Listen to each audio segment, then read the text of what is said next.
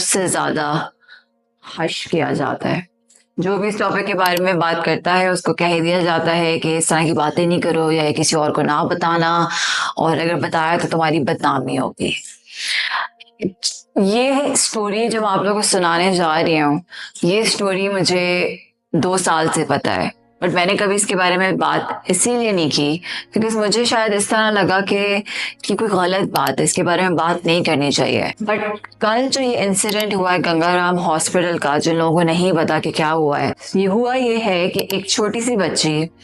Gangaram hospital में अपने किसी रिलेटिव से मिलने आई थी जो कि बीमार था,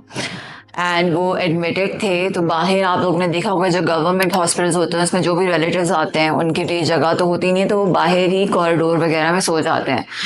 5 साल की बच्ची थी और वो सो रही थी इसी तरह किसी एलीवे कॉरिडोर के अंदर, एंड वहाँ पे एक 22 साल का लड़का जिसका नाम आबिद मतीन है, वो वहाँ पे क्लीनिंग का काम करता है, और उन्होंने उस बच्ची को अकेले सोते हुए देखा और उन्होंने उसके साथ ज्यादती की। अब जैसी ये देखा तो जो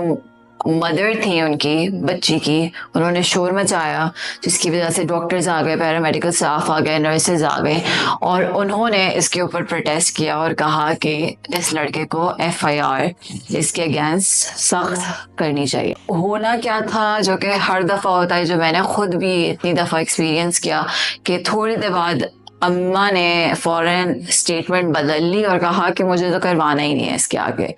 उसका क्या रीज़न था हमें नहीं पता, किसी ने उसको धमकाया, हमें नहीं पता। मुझे क्या पता है जो मेरे सामने हुआ था,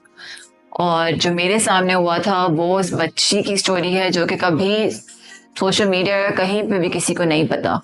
और बच्ची को कभी जस्टिस भी नहीं मिल पाया। और शायद मैं उस टाइम पे खुद इतनी डर गई थी कि मुझे ऐसा लगा कि मेरी आवाज़ मैटर ही नहीं करती, मैं इसके बारे में बात कर भी लूँ तो क्या ही फ़र्क पड़ता है। और हम में से बहुत से लोग यही सोचते हैं कि हमारी आवाज़ मैटर नहीं करती।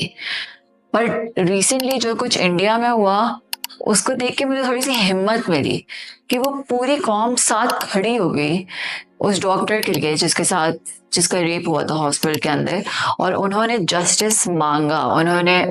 उस हॉस्पिटल के प्रिंसिपल को रिज़ाइन करवाया, CBI की इन्वेस्टिगेशन की,